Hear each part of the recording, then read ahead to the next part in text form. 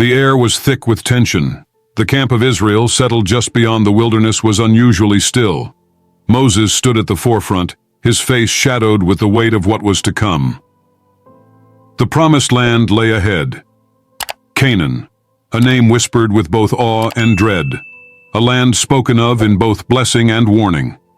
And now 12 men had been chosen, each bearing the hopes of an entire nation. But little did they know, this journey would take them far beyond the borders of what any of them could have ever imagined, into the heart of the unknown, a place where giants walked the earth, and ancient secrets lay buried deep beneath the soil. The chosen spies, the bearers of Israel's fate.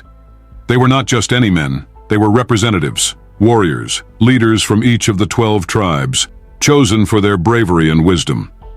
Among them was Joshua, whose name meant "the Lord saves," and Caleb, a man of unfaltering faith. As Moses gathered them for their fateful mission, he could feel the unspoken fear radiating from them. Who could blame them? This was not just a scouting mission. It was a test, a battle of spirit and will against forces that defied the natural order. "Go and see the land," Moses said, his voice calm yet firm. "See what it holds. Look upon its people, its cities, its fortresses. Bring back the fruit of the land, that we may know if the land is as God has promised." What he didn't say weighed heavier than his words. He knew they would encounter something beyond comprehension. For deep within Canaan, there were whispers of creatures long thought gone, giants, remnants of a forgotten age, beings whose presence defied logic. The spies' eyes shifted nervously, but they nodded in obedience. They could not refuse the call. And so the 12 set out, walking into the unknown. The wilderness was behind them now, replaced by rolling hills and lush valleys. The land of Canaan was beautiful, more beautiful than they had imagined. But beauty, they would soon discover, could also mask horror. As the sun dipped below the horizon on their third day, they reached a valley where ancient stone cities rose against the sky. From a distance, they looked abandoned, ruins perhaps, but that illusion was shattered as they drew nearer. Joshua, ever watchful, was the first to notice. In the fields ahead, figures loomed, tall, far too tall for ordinary men. The others quickly saw them too. They moved slowly, methodically, like shadows passing between trees.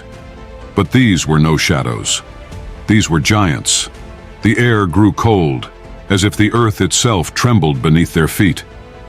"Anakim," one of the spies whispered, his voice barely audible, yet filled with terror. The Anakim, descendants of the Nephilim, ancient beings born of both human and celestial origins, giants who had once roamed the earth before the flood. They were not myths nor legends. They were real, and they were here in Canaan, guarding the land like sentinels of an ancient curse. The spies crouched low, their hearts racing.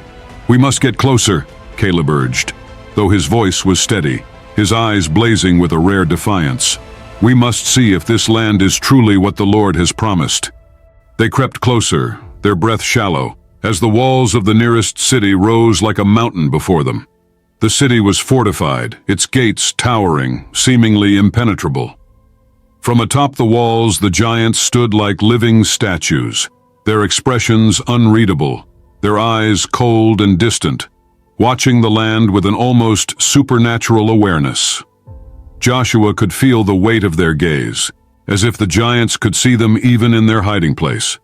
"This is no ordinary city," he whispered, his hand instinctively gripping his sword. "We should move, quickly." But something strange happened next, something none of them could explain.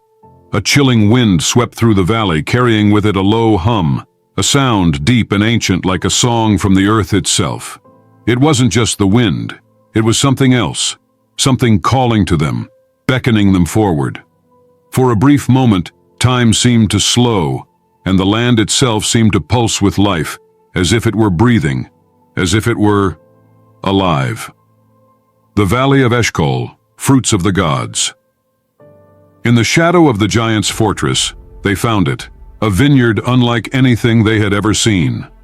The grapes, heavy and dark, hung like jewels, so massive that it took 2 men to carry a single cluster. It was almost unnatural, this bounty, as if the very land was overcompensating for the darkness that dwelled within it. Caleb and Joshua stood in awe.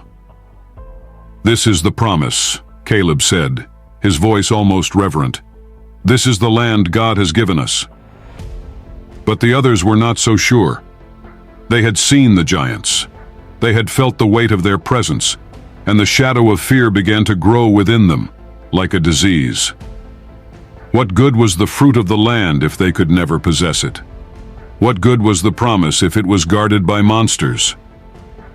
When the 12 spies returned to the camp of Israel, they were greeted like heroes.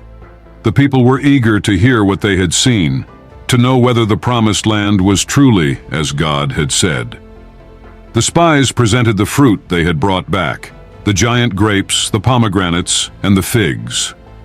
Murmurs of excitement spread through the crowd. Surely this was the land flowing with milk and honey. But the excitement was short-lived, for as the spies began to speak, the mood quickly shifted. "We have seen the land," one of the spies began, his voice trembling.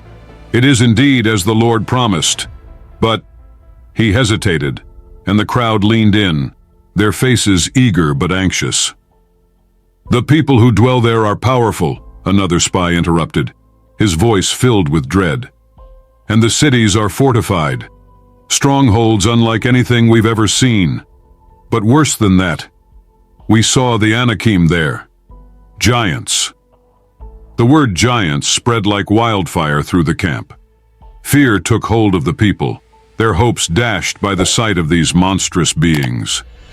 Caleb and Joshua stood in disbelief as their fellow spies continued to stoke the flames of fear. "We cannot go up against them," one spy said, shaking his head. "We were like grasshoppers in our own sight, and so we were in theirs." But Caleb would not be silenced. He stepped forward, his voice cutting through the murmurs of doubt. "Do not be afraid," he shouted. "The Lord has given us this land.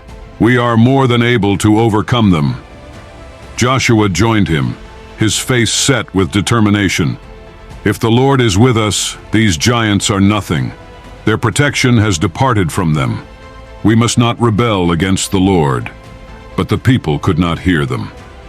The sight of the giants had already taken root in their hearts. The camp erupted in chaos. Cries of despair filled the air as the people wept and wailed, convinced that they were doomed.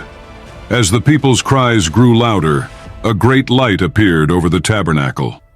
The glory of the Lord descended upon the camp, and silence fell over the crowd. God's voice thundered through the air, filled with righteous anger. "How long will this people despise me? How long will they refuse to believe in me, despite all the signs I have performed among them?" The judgment was swift and severe. God declared that this generation would not enter the promised land. For their lack of faith, they would wander the wilderness for 40 years, until every one of them had perished. Only Joshua and Caleb, the 2 spies who had remained faithful, would live to see the land of Canaan. The story of the 12 spies is more than just a tale of fear and faith. It is a testament to the power of belief and the consequences of doubt. The giants of Canaan were real, towering beings who inspired terror in the hearts of men. But the true battle was not against these creatures. It was against the fear that had taken root in the hearts of the Israelites. In the end, it was not the giants who kept Israel from entering the promised land.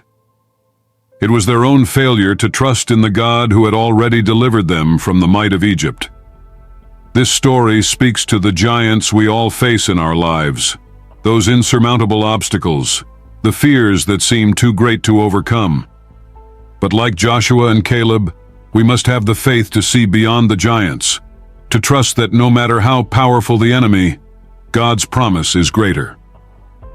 To keep encouraging us, be sure to like, subscribe, share, and turn on notifications to stay connected with all our explorations of biblical mysteries. There's always more to discover.